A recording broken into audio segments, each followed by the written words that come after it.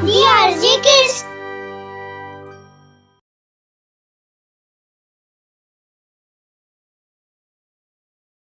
एक गांव में हरीराम नाम का एक बुजुर्ग मछुआरा रहता था। वो नदी से मछलियां पकड़कर गांव के बाजार में बेचकर अपना गुजारा करता था। उसके परिवार में कोई नहीं था। अरे इतनी देर हो गई, पता ही नहीं चला कि कब सुबह हो गई। जल्दी से जाता हूँ मछलियाँ पकड़ने, नहीं तो आज भूखा ही रहना पड़ेगा। हरीराम जल्दी से उठकर बाल्टी उठाता है, उसमें जाल रखता है और निकल पड़ता है। रास्ते में उसे कल्लू मिलता है। अरे दादा, चल पड़े मछली पकड़ने। हाँ बेटा, क्या करूँ, जाना तो पड़ेगा ही ना। जीने के लिए ये सब तो आखिरी सांस तक करना पड़ेगा। आज अगर मेरी भी कोई औलाद होती तो मुझे ये सब नहीं करना पड़ता। दादा, आपका अपना बेटा नहीं है तो क्या हुआ, पूरा गांव आपका ही है, हम सब आपके साथ हैं। बेटा तू कितना अच्छा है, हमेशा खुश रह। वैसे आज कौन सी मछली पकड़ने जा रहे हो? अरे बेटा, अब मैं क्या बताऊं। रोज सोचता हूँ कि आज कोई बड़ी मछली हाथ लगेगी, लेकिन ऐसा होता नहीं। रोज छोटी छोटी मछलियाँ ही हाथ लगती हैं। पता नहीं कभी कोई बड़ी मछली मेरे जाल में फंसेगी भी या नहीं। सब भगवान की मर्जी। वो बाल्टी से जाल निकालता है और नदी में फेंकता है और भगवान से प्रार्थना करता है। हे भगवान, आज कोई बड़ी मछली मेरे जाल में डाल दो, बड़ी कृपा होगी आपकी। इतना कहने के बाद जब वो नदी से जाल निकालता है तो देखता है बड़ी तो क्या, उसके जाल में एक छोटी मछली भी नहीं फंसी है। अरे ये क्या हुआ? मैं भगवान से इतनी प्रार्थना कर रहा हूँ, लेकिन वो मेरी सुनते ही नहीं। बड़ी तो क्या, छोटी मछली भी नहीं फंसी। वो दोबारा नदी में जाल फेंकता है। दूर खड़ा एक आदमी ये सब देख रहा होता है। इस बार कोई भी मछली मिल जाए, कम से कम भूख से तो नहीं मरूंगा। उसे बेचकर कुछ पैसे तो मिल जाएंगे। इस बार जब वो जाल बाहर निकालता है तो देखता है कि कुछ छोटी मछलियां उसके जाल में फंसी हैं। चलो, कुछ मछलियां तो मिली। अरे दादा, ये क्या दादा, कोई बड़ी मछली नहीं फंसी, ये छोटी छोटी मछलियां ही मिली हैं। अब मैं क्या करूं बेटा, अब इस उम्र में किनारे से ही मछली पकड़ना पड़ता है। बड़ी मछली के लिए गहरे में जाना पड़ता है, वहां अब मैं नहीं जा सकता। लेकिन दादा, इन छोटी मछलियों से तुम्हें कितने पैसे मिलेंगे? इनसे क्या होगा? बड़ी मछली पकड़ो तब तो कोई बात हो। मजाक उड़ा लो बेटा तुम भी इस बूढ़े का।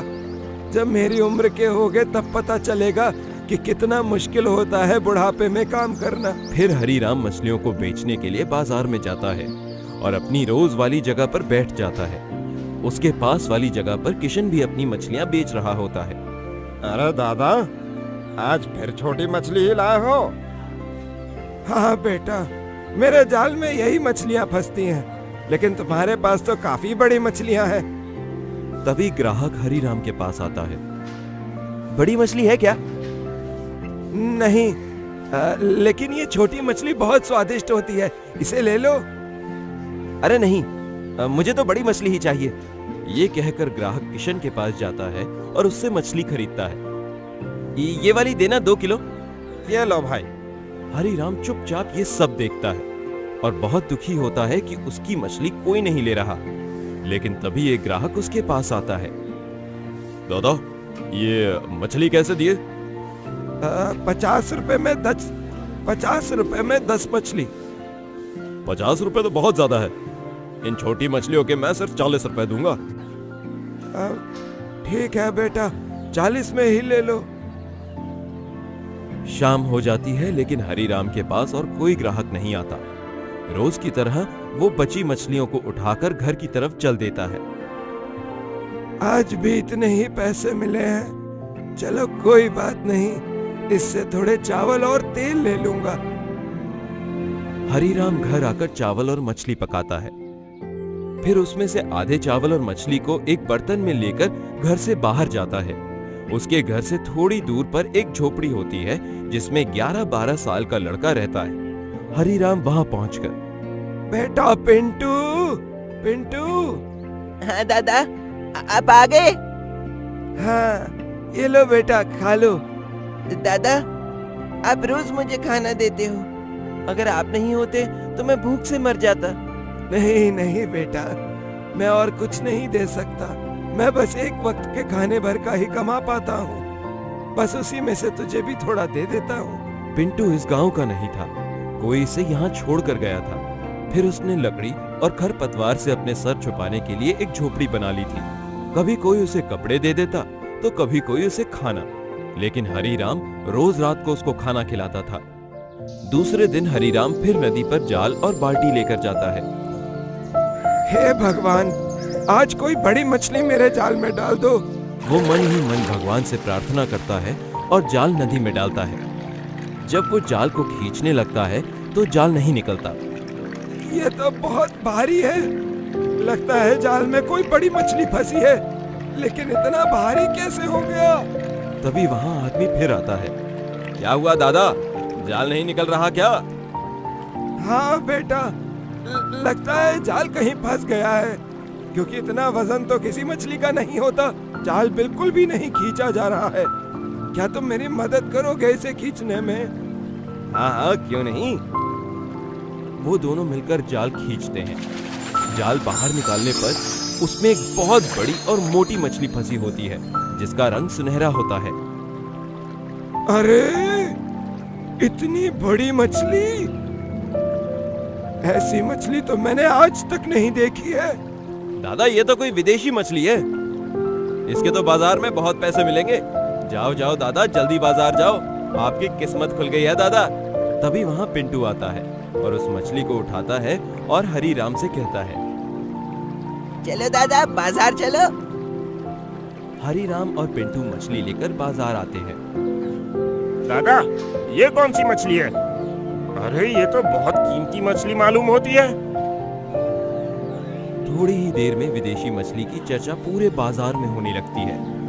लोग आ आकर देखने लगते हैं। उसी बाजार में शहर का एक बड़ा सेठ भी आया हुआ था। वो भी हरीराम के पास आता है। अरे, ये मछली यहाँ कैसे? ये मैंने पकड़ी है। मैं इस मछली के तुम्हें 50,000 दूंगा, तुम ये मुझे दे दो। 50,000? 50,000 सुनकर हरीराम को अपने कानों पर विश्वास नहीं होता। हाँ, 50,000। ये कोई मामूली मछली नहीं है। शहर में इसके लाखों रुपए मिलेंगे। हरीराम मछली सेठ को दे देता है और उनसे 50,000 रुपए ले लेता है। इसको गाड़ी में रख दो। सेठ वहां से चला जाता है। भगवान, तुमने मेरी प्रार्थना सुन ली। जिसे पूरे दिन के 50 रुपए भी नहीं मिलते थे, उसे 50,000 दे दिए तुमने। बेटा, आज से तुम मेरे साथ ही इसी घर में रहोगे। अब इन पैसों से हम दोनों का जीवन अच्छे से बीतेगा। ठीक है दादा, लेकिन क्या मैं आपसे एक बात कहूँ? हाँ बेटा, बोलो। क्यों ना हम कुछ पैसों से सामान खरीद लाएं और घर में ही दुकान लगाकर बेचें? इससे कमाई भी होती रहेगी और आपको मछलियां पकड़ने नदी पर भी नहीं जाना होगा। हाँ बेटा, तुम्हारी बात एकदम सही है। अब आराम से घर पर बैठकर ही काम करूंगा। हरीराम और पिंटू बाजार से कुछ सामान लेकर आते हैं और घर से ही दुकान शुरू करते हैं। हरीराम की दुकान पर सभी लोग सामान लेने आते हैं, क्योंकि गांव में अब तक कोई दुकान नहीं थी। सभी लोग बाजार से सामान लेते थे। बेटा पिंटू, अब हमारे हालात कुछ ठीक हो गए हैं। अब मैं चाहता हूँ कि तुम स्कूल जाकर पढ़ाई करो। हरीराम गांव के स्कूल में पिंटू का एडमिशन करा देता है। पिंटू स्कूल जाने लगता है। हरीराम घर से ही अपनी दुकान चलाता है। अब दोनों मिलकर खुश रहते हैं। इस तरह दोनों एक दूसरे का सहारा बन जाते हैं।